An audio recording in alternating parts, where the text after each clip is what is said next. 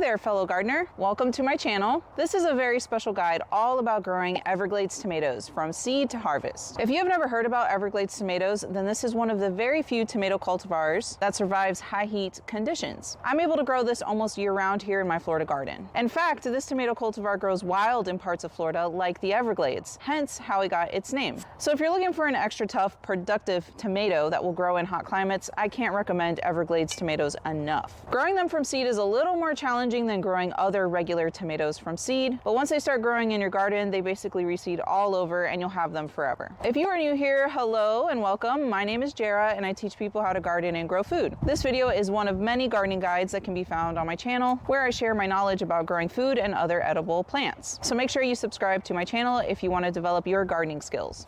First things first, what are Everglades tomatoes? Everglades tomatoes are current sized tomatoes, often called wild tomatoes because they grow abundantly in South Florida and in the Everglades. They originate from South America and naturalized here in Florida. So you can kind of say they are a native Florida edible crop. These plants are tough. They have a high disease and pest resistance and produce loads of these current sized tomatoes. If you want to grow the same Everglades tomatoes from my garden to yours, you can find seeds and sometimes plants on my website. These tomatoes are tiny but mighty. They produce a lot. They have a deliciously strong tomato umami flavor. You might be thinking, what am I going to do with all of these tiny tomatoes? The easiest thing to do is to add some to a salad. Since they are so small, they don't require chopping or cutting, just eat them whole. I blend them with other ingredients to make sofrito or salsa. I make bruschetta with them by mixing it with the ingredients while kind of mashing it together to release their flavor and juice. My favorite things to make with them though is a roasted tomato and lemon pasta or a tomato bacon and onion jam, which tastes divine on some toasted sourdough bread. I have all of these recipes listed on my website, which I will link below in the description. If you have any favorite recipes that use up current sized tomatoes, please comment below and share. And just so you know, the most common Everglades tomato cultivar is red in color, but there is also a yellow version too. Everglades tomatoes are an indeterminate tomato variety that do not require trellising like other tomatoes. You can trellis it if you want, but I don't. They sprawl out all over the ground and have vines that can get 12 feet in all directions. So they get kind of big. I use this to my advantage by planting them in unused garden spaces or under my fruit trees because they sprawl out in a thick mass, which blocks out weeds. And that is exactly what I did right here. I love plants that are double duty. They block out weeds while providing something edible. They produce so many currant tomatoes that I can't keep up with harvesting them all. So a lot of them end up dropping on the ground and germinating. Thus why it reseeds around my garden, which is totally fine by me. I don't complain when something is happy enough in my garden that it decides to reseed. Also, the birds love to eat them, which will cause them to start popping up in other areas of your garden too, if you get what I mean. Everglades tomatoes can be perennial in warm areas where it doesn't get cold enough to kill the plants. It's actually January right now when I'm filming this video, and they look really good. But I'm also located in zone 10A, and I have not received my first freezing frost of the winter season yet. They are perennial until something kills it, which for me is usually some kind of a pest. They produce year-round, but sometimes I notice my plants struggle in the middle of summer and stop producing. It's just way too hot for them. You can use shade cloth or plant them in a spot that gets afternoon shade to help them continue producing during the summer. Once temperatures decline and fall, they pick right back up, putting on new growth and producing tomatoes. Now let's talk about the ideal growing conditions for Everglades tomatoes so you pick the perfect spot to grow them in your garden. Everglades tomatoes thrive in warm climates, so make sure your region has plenty of sun and heat. They're perfect for zones 9 and up where it doesn't get cold enough to kill the plants. Zones 8 and below can still grow them, but just treat them as an annual, just as you would your other tomato plants. You can take cuttings before your first expected winter frost to grow new plants indoors so they're ready to be transplanted in spring. Plant them in well-draining soil as they do not like to sit in water. Good drainage is the key to keeping these tomatoes happy and preventing root rot. They grow great in soil rich in compost and organic matter, but they also go perfectly fine in poor soils like my Florida native sandy soil, which also has good drainage, so that's a plus. Everglades tomatoes grow best in full sun or even partial shade. I find that in areas with very hot summers, they grow better in a spot that gets bright morning sun with some afternoon shade, which is exactly what I have right here.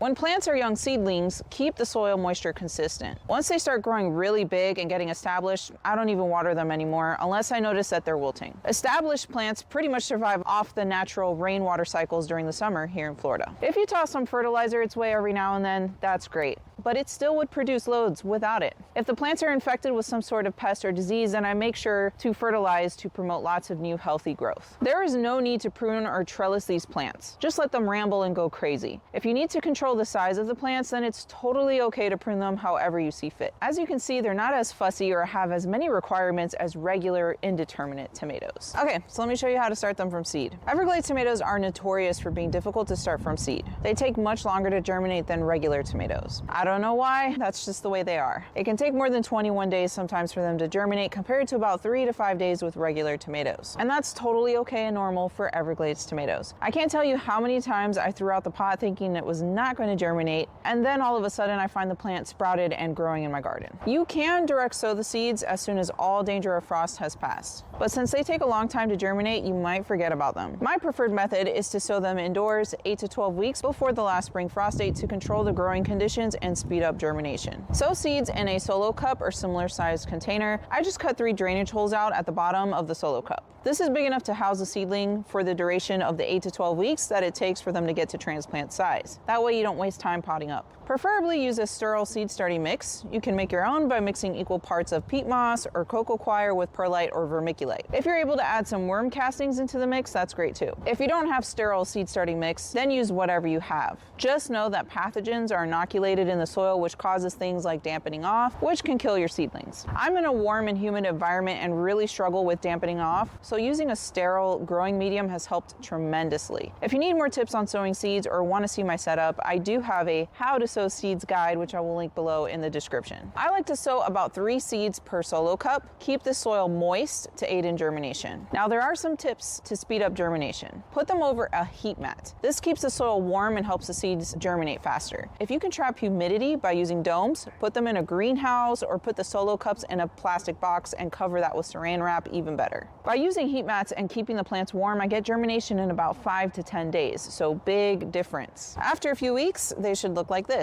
As soon as anything germinates, I recommend that you place these under some grow lights or at minimum some 5000K for the daylight range shop lights. Keep the lights at about 3 inches from the top of the plants, moving it up as they grow taller. In about 12 weeks, they should look like this. And you know it's ready for transplanting when you can see roots coming out of the bottom drainage holes and when you can gently lift the entire plant out of the solo cup and everything remains intact. This has a very well-developed root system. Okay, so let me show you how to transplant this Everglades tomato seedling, which is pretty much almost exactly what I do for any kind of tomato, really. I like to bury at least half of the stem because wherever the stem comes in contact with soil is where new roots are going to start sprouting and growing out of from. And for tomato plants, you want a really nice big root system. That means healthier plants and more production. This seedling is probably at least 12 inches long, so I like to grow out my tomato seedlings until they're at least at minimum 8 inches, knowing that I'm going to bury half of that stem. So dig out your planting hole.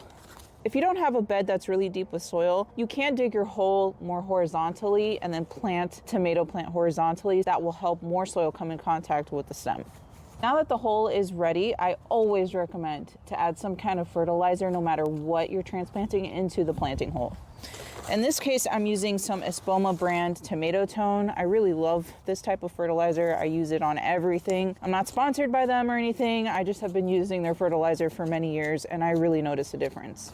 So sprinkle in a handful of that in here and then gently kind of mix it and stir it around with the soil that's inside of the planting hole. All right, then pop your seedling out of its container, put it deep into that hole and push up all the dirt in there, bury the entire thing. And that's it. In about 2 weeks, you should notice a lot of new growth. Okay, so we have planted Everglades tomatoes. Like I said, these are perennial for the most part, as long as it doesn't get too cold or they get killed off by some kind of pest or disease. So I'm gonna review the most common pests and diseases you may face along with how to treat for them. Most common diseases you will get is powdery mildew, blight, which is identified by black lesions on the outside of the stems, and black spots or yellowing of the leaves, which is caused by one of many bacteria, molds, or fungus pathogens. In Florida, we get them all, so I don't concern myself with trying to identify it, I just get on with treating it. The main cause of these diseases is lack of airflow and overhead watering that keeps the surface of the leaves wet long enough for one of these pathogens to start growing and get established. So the first thing I do is prune off any badly infected leaves. This tends to be the bottommost leaves. After a heavy pruning, I fertilize to help the plant grow new healthy green growth to kind of outpace the leaves that are getting infected. Pruning also opens up the plant to better airflow. Next, I spray with 1 cup of hydrogen peroxide per gallon of water, which cleans and disinfects the leaves. I have successfully cured blight on whole crops of tomatoes by using this treatment. This also helps with powdery mildew. If it's raining a lot, then I spray about once every other day or so. If it's not raining a lot, then I spray maybe once every week or 2 weeks. By the way, these diseases are the same that infect my regular tomato crops, and this is how I treat for them as well. I think diseases are way easier to manage than pests. When I lose an Everglades tomato plant, it's usually because of a pest. The number one pest that kills off my plants are spider mites. They are microscopic spiders that usually cling to the underside of the leaves and suck the juices out of the plant. A couple of them is no big deal, but they quickly multiply and spread. Large infestations can quickly kill a plant. If you notice tiny yellow-white spots all over the leaves, this is where the spider mites have pierced the plant. Basically little puncture wounds. Flip the leaf over and you might notice some tiny webs. The webs are especially noticeable early in the morning when there is still dew in the air because it clings to the webs. Spider mites are a soft-bodied sucking insect. I recommend you spray with spinosad as soon as you notice them. It is considered an organic spray that kills soft-bodied insects on contact. So angle your sprayer under the leaves. You can also spray with an organic insecticidal soap.